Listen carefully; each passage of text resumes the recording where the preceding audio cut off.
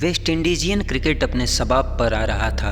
विश्व क्रिकेट में तेज गेंदबाज अपनी रफ्तार से दहशत का सैलाब ला रहे थे।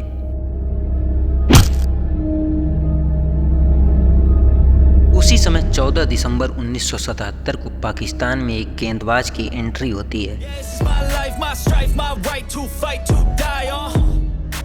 जो टाइटैनिक पर सवार लेग स्पिन की जादूगरी का रेस्क्यू करता है और विश्व क्रिकेट की धरती पर पुनः एक बार लेग स्पिन के जादू को प्रतिस्थापित कर देता है, जिसे भविष्य में लेग स्पिन के जादूगर के रूप में जाना जाता है, जो अपने गेंदों के घुमाव के दम पर दुनिया के महान से महानतम बल्लेबाजों को धराशायी करने की क्षमता रखता है। नाम था the legendary leg spinner Abdul Qadir, जिन्हें महान लेग स्पिनर शेन वॉर्न ने अपना गुरु माना, जिन्हें देखकर मुथैया मुरलीधरन और अनिल कुंबले जैसे दिग्गज गेंदबाजों ने अपने करियर को तलाशा और तराशा। अब्दुल कादिर गोगली के वो बेताज बादशाह थे जो अपने ओवर की हर गेंद को अलग तरह से घुमा देने की काबिलियत रखते थे, और अपने इसी काबिलियत के नशे में चूर होकर अब्दुल कादिर एक ऐसी गलती कर बैठते हैं जो गलती उन्हें कादिर से कालिक बनाकर विश्व क्रिकेट के इतिहास में अमर कर देती है। साल 1989 में भारतीय टीम पाकिस्तान के दौरे पर थी। उस समय टीम इंडिया के सबसे युवा खिलाड़ी सचिन तेंदुलकर का मैच 16 साल से भी कम उम्र में टीम में चयन हुआ था। सचिन ने पाकिस्तान के खिलाफ ही अपना टेस्ट डेब्यू किया था और इसी के साथ वो इंडिया के लिए टेस्ट डेब्यू करने वाले सबसे यंगेस्ट खिलाड़ी बन गए थे। अपने डेब्यू टेस्ट सीरीज में पाकिस्तान के खौफनाक बॉलिंग आक्रमण का सामना करते हुए 4 मैचों की इस सीरीज में सचिन ने 215 रन बनाकर अपनी उपस्थिति दर्ज करा दी थी। अब बारी थी वनडे क्रिकेट की। 16 दिसंबर 1989 को इंडिया और पाकिस्तान के बीच पेशावर में पहला मैच प्रारंभ होना था और इसी मैच से सचिन अपना वनडे डेब्यू भी करने वाले थे, लेकिन बारिश ने सारा खेल बिगाड़ दिया और जब बारिश रुकी तो काफ़ी देर हो चुकी थी। लेकिन दर्शक अभी भी भारत और पाकिस्तान की ये जंग देखने के लिए स्टेडियम में उत्साह से भरे हुए थे, और ऐसे में अगर मैच रद्द किया जाता तो दर्शकों को मायूस होकर अपने घरों को लौटना पड़ता, जो कि ऑर्गेनाइजर नहीं चाहते थे। दर्शकों के उत्साह को ध्यान में रखते हुए ऑर्गेनाइजरों ने उस मैच को रद्द करके 20-20 ओवर के एक अनऑफिशियल फ्रेंडली मैच की घोषणा कर दी।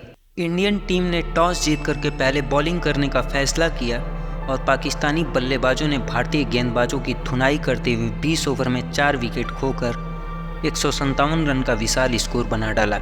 यहाँ बात 1989 की हो रही है। उस समय 2020 का फॉर्मेट नहीं था। 50 ओवर में 200 से 250 के बीच का स्कोर ही मैच को रोमांचक बना देता था, इसलिए 20 ओवर में 157 रन का यह स्कोर पाकिस्तान को जीत की गारंटी दे रहा था। जवाब में जब भारतीय टीम बल्लेबाजी करने उतरी तो 15 ओवरों में 3 विकेट खोकर भारतीय टीम मैच 88 रन ही बना पाई थी। भारत के पास मैच 30 गेंदें बची थी और 70 रन की ज़रूरत थी। 16वें ओवर में सचिन जब बैटिंग के लिए सीढ़ियों से उतर रहे थे तो सचिन को पाकिस्तानी फैंस द्वारा एक बैनर दिखाया गया जिस पर लिखा था, दूध पीता बच्चा घर जाकर दूध पी। सचिन के लिए पाकिस्तानियों की यह हरकत पाकिस्तानियों के चरित्र और संस्कार की परिभाषा गढ़ रही थी। सचिन जब पिच पर पहुंचे तो 30 बॉल में 70 रन की जरूरत ने दूसरे छोर पर खड़े के श्रीकांत के उत्साह को समाप्त कर दिया था। श्रीकांत ने सचिन से कहा, यह मैच हम लोग काफ़ी रनों से हार चुके हैं, तुम आराम से खेलो और अगले मैच के लिए प्रैक्टिस करो। यह मैच भारत 4 रनों से हार गया, लेकिन विश्व क्रिकेट के इतिहास में हार के बावजूद भी चर्चा सिर्फ और सिर्फ भारत के पराक्रम को लेकर ही हुई। सचिन ने शानदार शॉट खेलते हुए अपने इनिंग की शुरुआत की। 18वें ओवर में मुश्ताक अहमद गेंदबाजी के लिए आए। के श्रीकांत स्ट्राइक पर थे। मुश्ताक अहमद ने अपनी गेंदों से श्रीकांत को काफ़ी परेशान कर रखा था। श्रीकांत ने मुश्ताक अहमद की गेंद पर 1 रन लेकर के स्ट्राइक सचिन को दे दिया।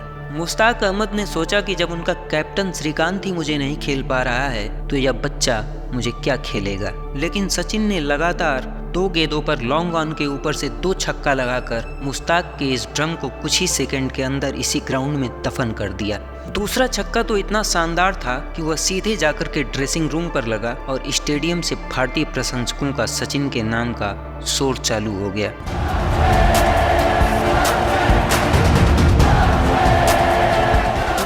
मुश्ताक अहमद की ये कुटाई देखकर अब्दुल कादिर से रहा नहीं गया। अब्दुल कादिर के अंदर का पाकिस्तानी जाग उठा था और उन्होंने सचिन के पास आकर धमकी भरे अंदाज में कहा, अगले ओवर में मैं गेंदबाजी करने आऊँगा, फिर तुम मुझे छक्का मार कर दिखा।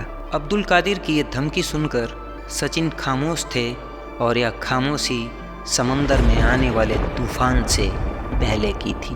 खैर, मुश्ताक अहमद का ओवर समाप्त होता है, साथ ही साथ समाप्त होता है अब्दुल कादिर का इंतजार।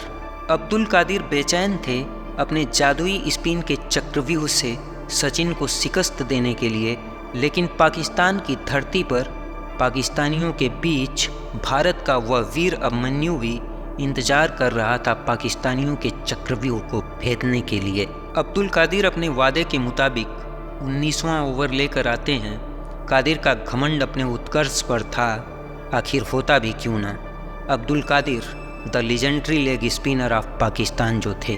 अब्दुल कादिर सचिन के लिए पहली गेंद लेकर आते हैं और सचिन पहली गेंद पर 2 रन ले लेते हैं। अब्दुल कादिर अपने ओवर की दूसरी गेंद लेकर आते हैं और सचिन उस गेंद को लॉन्ग ऑन के ऊपर से 6 रनों के लिए बाहर भेज देते हैं। दूसरी गेंद पर छक्का मारकर सचिन ने अब्दुल कादिर की धमकी का जवाब दे दिया था। अब्दुल कादिर इस छक्के से तिलमिला गए। उन्होंने अपने स्पिन के जादुई बोतल से एक दूसरा जिन्न निकाला और सचिन इस पर भी हनुमान जी की तरह टूट पड़े। यह गेंद भी बिल्कुल उसी दिशा और दशा में 6 रनों के लिए बाहर चली गई। 3 गेंदों में 2 छक्के के साथ 14 रन आने के बाद अब्दुल कादिर का घमंड तो टूट चुका था, लेकिन उस घमंड पर अभी कालिख पुतनी बाकी थी। अब्दुल कादिर अपने ओवर की चौथी गेंद लेकर आते हैं और यह गेंद भी सचिन के प्रहार से नहीं बच पाती है और आसमान का सफ़र तय करते हुए यह गेंद भी 6 रनों के लिए मैदान से बाहर चली जाती है। अब्दुल कादिर अपने ओवर की 5वीं गेंद लेकर आते हैं और भारत का यह वीर अभिमन्यु पाकिस्तानियों के चक्रव्यूह को भेदते हुए उस गेंद को भी 4 रनों के लिए बाउंड्री लाइन के बाहर भेज देता है।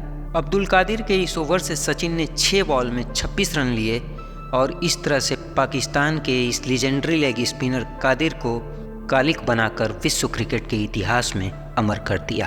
अंत में भारत यह मैच 4 रनों से हार गया था, लेकिन भारत के उस बेटे ने पाक के घमंड को जलाकर राख कर दिया था। दिल का सुना साज तराना ढूंढेगा, मुझको मेरे बाद जमाना ढूंढेगा। Love you Sachin sir.